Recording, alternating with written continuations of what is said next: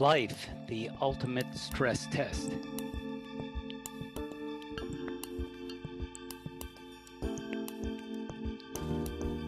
Hi, this is Philip Montrose. My wife and partner Jane and I, we help people step up and tap into the heart of success with holistic coaching and healing.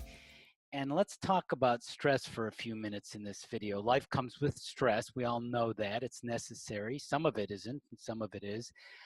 And what can you do about it? We want to help you develop a game plan in being successful in passing with flying colors this ultimate stress test, your life. And ordinarily, that term stress test means a medical practitioner testing you perhaps on a treadmill, monitoring your heart and such, or banks have stress tests to how economically sound they are to withstand a crisis. So this stress test we're talking about is becoming more and more apparent, apparently. One indicator is the number of antidepressants being used in the United States alone. The New York Times reported that some 15.5 million Americans have been taking the medications for at least 5 years. The rate has almost doubled since 2010 and more than tripled since 2000, and antidepressants have helped some, but their use comes into question at times because sometimes they're no more effective than a placebo, a sugar pill, and drugs do come with side effects and withdrawal symptoms. So let's maybe talk about other possible ways to deal with stress. And let's divide it into two categories: little stressors and big stressors. Now, the little stressors are sometimes everyday things that if we don't address, we don't attend to, they can become worse. For example, if you hurt your elbow or your wrist in a sport, say, if you ignore it and still keep playing, and it could get worse if you don't take care of it, if you don't ice it, if you don't rest. So you need to address it directly. And sometimes it's choices you make. You know, maybe we are overscheduling, overworking, having to look at every email and answer every call and do everything, and feel we're bound by too many obligations, too overstimulated. The nervous system, the sympathetic nervous system is on overdrive, too much cortisol, not enough rest, not enough parasympathetic, not enough rest and digest. So there's an imbalance there that can happen in these little stressors, and ongoing they become bigger stressors and chronic stressors. So a couple things we want to suggest, a couple strategies here on handling stressors is developing healthy routines. I already talked about resting and sleeping, of course, diet, regular movement, exercise, social activities. These are sometimes called lifestyle medicine, things you can do with your behavior. You can also do some tapping, some EFT tapping on it. Those can be very good for relieving stress too. So these are routines you want to build in as part of your lifestyle and part of your habits. And second suggestion is focus on what you want. If you're always stressed, if you're always putting out fires, if you're always doing the next thing, if you're never caught up, if you're too busy, if you're in the hurry and worry cycle, well then it's hard to focus on what you want. You're just trying to get back to even, so to speak. So you need to have that in front of you, prominent at the top of your brain, in the cerebral cortex, in your mind and your consciousness, which influences and in some ways directs your brain, hopefully.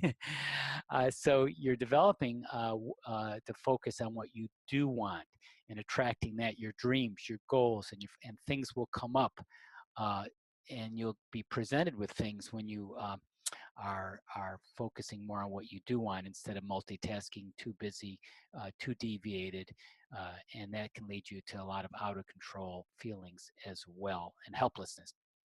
So let's move to big stressors, those big things that happen occasionally in life that can be kind of devastating. We're talking about losses, could be an income loss, a job loss, a death of a person, an injury, a disease. These things can be traumatizing, difficult, very difficult to deal with. And sooner or later, they will happen, it seems, to all of us.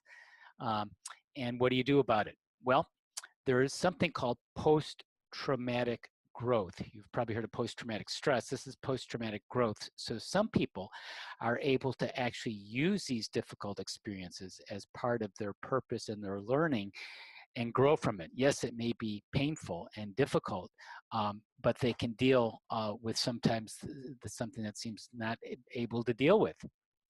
And some of the keys of just dealing with bigger stressors in life is what's called reframing your situation. Basically, all healing and really coaching is about reframing. Instead of seeing it from this dark, murky frame, see it from a bigger frame, a wider frame, a clearer frame, a different frame. Reframe your situation. Look at it differently. And if you do, unexpected opportunities may arise. Find out ways to do that. And at age 67, Thomas Edison's entire lab burnt down with almost all of his life's work inside, and it was destroyed by a fire. And his response was, "There is great value in disaster. All our mistakes are burned up. Thank God we can start anew." It's kind of a radical gratitude, and we can get some solace, some insight. If someone can do something that difficult, maybe I can do something that's really tough, but someone else has done it, has created a path, a template, a way to go forward for us all. And the next suggestion on big stressors is go one step at a time. You can only take one step at a time. You can't take two steps simultaneously, one step, the next step. So if you take it smaller, more at a pace that is doable, in other words, one step, then things that are just overwhelming and impossible and confusing and chaotic, well, I can do the littlest thing, the smallest thing. If you're afraid to talk to someone, well, maybe you can think about it, or you could just write down something that you might say to the person, possibly, even if you never did it. Take a little step if you want to go and make a trip that you've never done before that's really scary, or to visit a place that has some tough memories. Maybe you can just start to research travel, how you might take the trip at some time. Just a little step, whatever that takes. The third suggestion for dealing with big stressors, and it can be little stressors too for all of these, is good can come out of this. Now, that's easy to say, but when you've lost a loved one, you have a serious setback, a natural disaster, a crime has happened to you, something, it's tough to say good can come out of this. What good could come out of this, Philip? Well, I know a person who had suddenly had a heart condition, and it got worse and worse. She had to actually be hospitalized. And afterwards, she had to kind of reassess her life, and it was a wake-up call to take care of her health better and change some of her habits and her momentums. And she's become much better and has a deeper appreciation of life, and is coming back strong in some ways with a profound learning and understanding from going through that health challenge. So let me give you a few affirmations here to handle stress. Some of these may resonate with you, or you can make your own. One is, I rise to this challenge.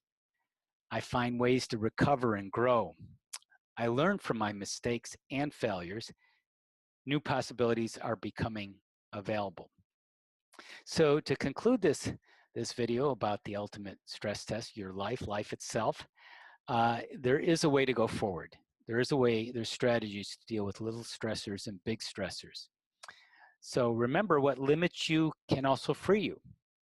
The past is just a piece of your life. It doesn't define you completely, not at all. You can use it. You can use the past instead of being used by it, or certainly used up by it. Let everything that happens to you be a resource, be something that could ultimately motivate you or inspire you or use on some level. You can bring out the best in yourself and bring out the best in others. And along the way, you're going to become more robust, you're going to become stronger, more alive,